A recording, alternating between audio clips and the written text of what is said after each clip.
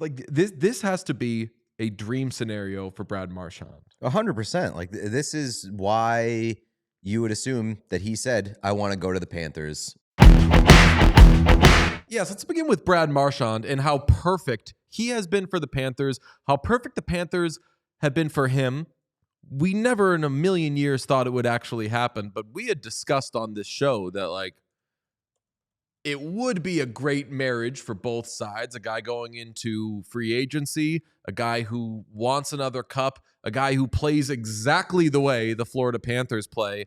They get him at the trade deadline, and somehow, despite him being a third liner and not being on the top power play, not even killing penalties for this team, that's like the biggest surprise for me with the Brad Marchand Florida Panthers experience. It has gone off without a hitch, Peter. He is tied for the team lead in points, and he's tied with one of his line mates, who is also a third liner. The Bruins tonight, when Brad Marchand plays in his first game of the third round, will get a first round pick for him. This has been amazing, definitely for the Panthers, kind of for the Bruins if they weren't going to keep him anyway. But like this has to be a dream scenario for Brad Marchand. 100%. Like this is why you would assume that he said, "I want to go to the Panthers." And we said it immediately. We said it before it even happened. Like you mentioned, like the perfect fit. And he's been great. Obviously, he's a third liner who's like not really a third liner. And I really do think, I've said this before on the show, really do think that the difference between like a good team and a great team is a third line. A third line that can really control games and shift the balance. And that has been arguably, not arguably, that has been Florida's best line of these playoffs and arguably the best line of the playoffs. So I guess that's not true. You probably Mikko Rantanen and Rupe. It's probably been. Well, I was going to say further confirmation that the Dallas Stars are overrated. Then, because, if you need a third line, they don't have a second line. They don't have a third. They have players who you'd say, "Whoa, that guy's on the third line, amazing." Not doing shit. I've just come all the way around on Dallas Stars' most overrated team this postseason. That's neither here nor there. For Marchand, I want to get back to his usage because you talked about the third line thing. He is 10th on the team in power play time on ice. Right now, he's playing on their second power play unit. That's fine.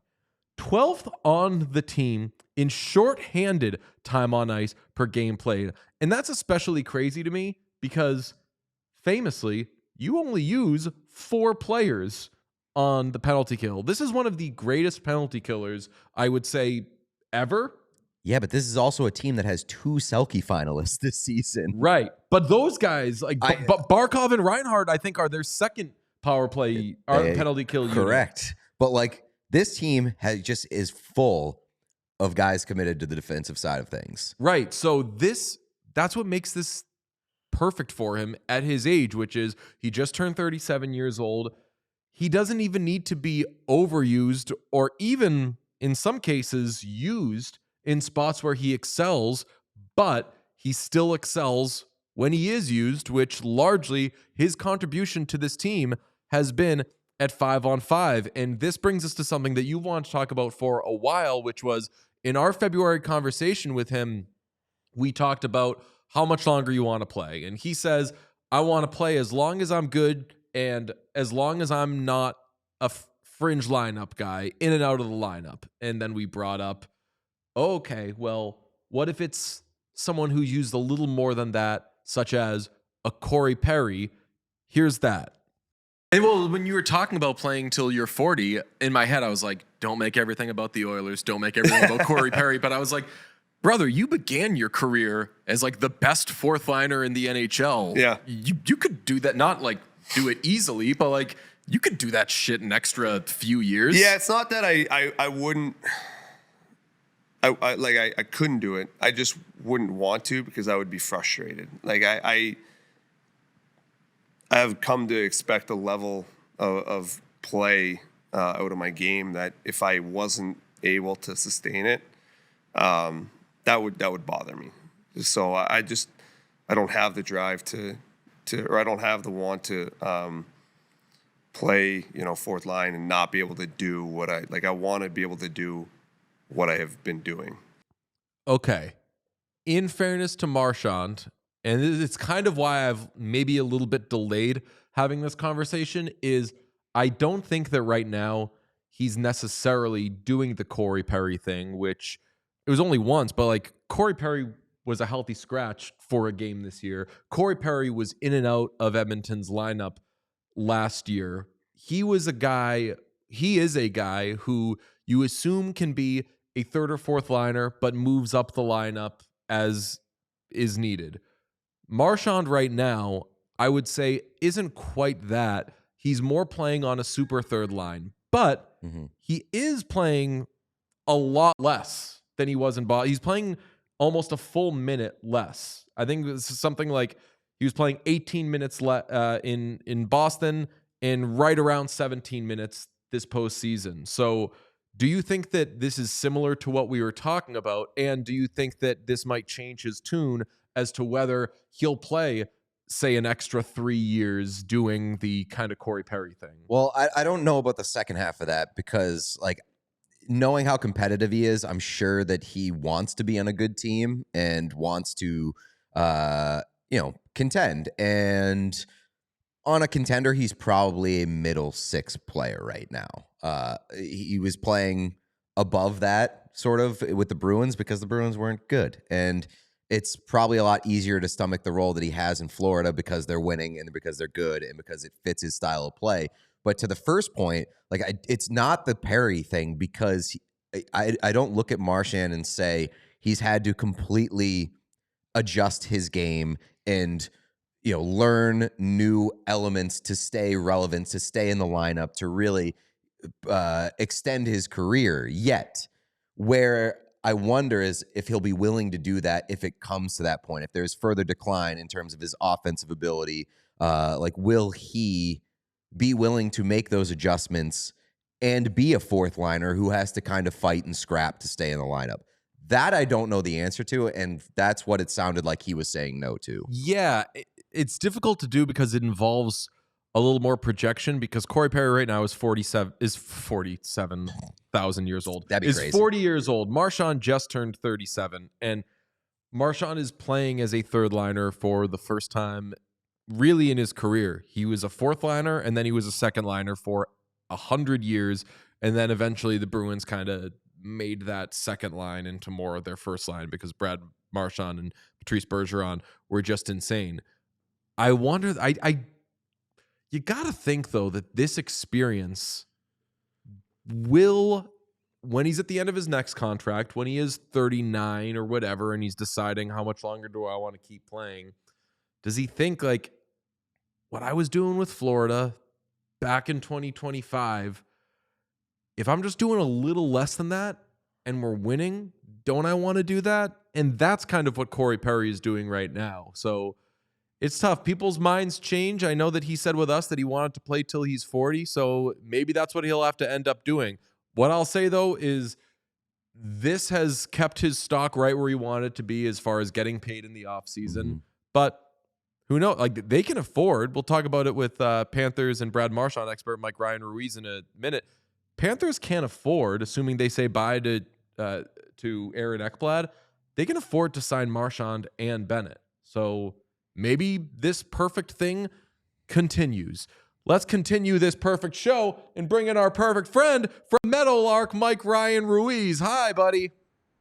Hey, I was really enjoying the conversation about how you guys were highlighting the fact that Brad Marchand is a rotational winger for the Florida Panthers. That was really bang on stuff. Some people would usually get attacked for these kind of takes, but you guys were just drawing it out there as a matter of fact, so I really appreciated that.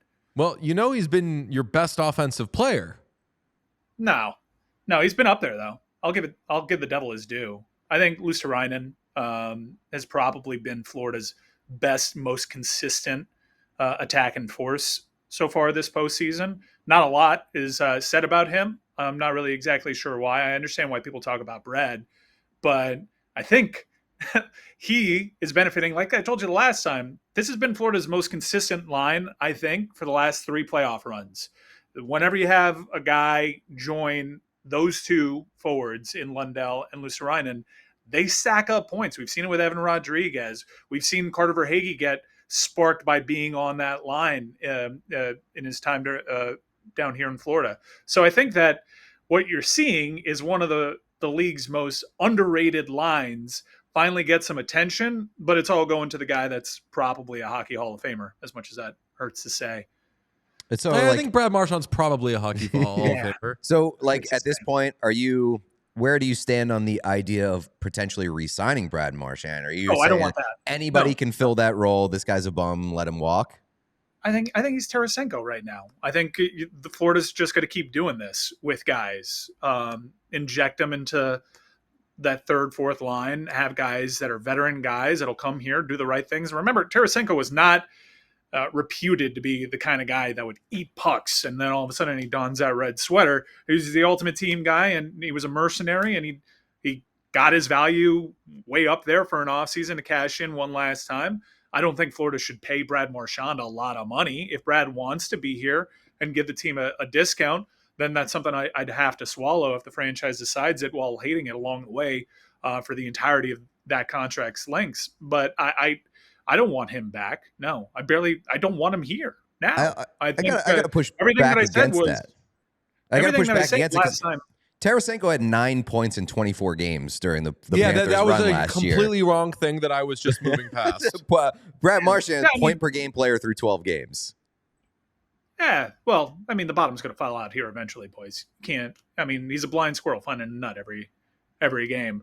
I think my point remains that he's one of our rotational wingers. Jesper getting involved, he gets some playing time, gets a big goal. Gadjevich right now, like, you got to hand it to me. When it came to these wingers, there's not a lot that sets Brad Marchand apart outside of his point per game total. I mean, but he's also just such an identity guy. And if that is an extra kind of spray of asshole that this team loves to kind of rejuvenate, what's his identity? Florida did not need this. We were not deficient in whatever Brad Marchand brings to the table. Brad Marchand has been doing it his entire career before Florida made it their thing like a few years ago. So that's why it's a perfect fit. Right in the coattails. I'm happy that he's making positive contributions. Guys, this is not about me or Brad Marchand. It's about the guys wearing that sweater, the collective unit. I hate that you guys keep trying to make me the story. You got a bunch of headlines the last time I came here. Look, my position has not changed. Brad Marchand has improved on the ice. That's good. Glad to see him get it going. We'll ride it as long as it's here. That's fine. But right now, the Florida Panthers are looking to end the Carolina Hurricanes the way that I thought that they did 2 years ago, but they still think that this core can do something. So I guess we got to tell them with thudding finality, although you would think a sweep would have told them that 2 years ago, not if you asked their head coach. Wasn't a sweep. It wasn't a sweep in his words. So maybe we have to show them what it looks like. It's unfortunate the way that the schedule broke. Not a big fan of that. I feel like Dallas and Edmonton should be playing today. If Carolina's going to get a game in this series, it better be this one, because if Florida gets this one, it could be pretty bad, because I think Florida's better than they were 3 years ago, and I think Carolina's a little worse than they were 2 years ago. We all silly like the mayor.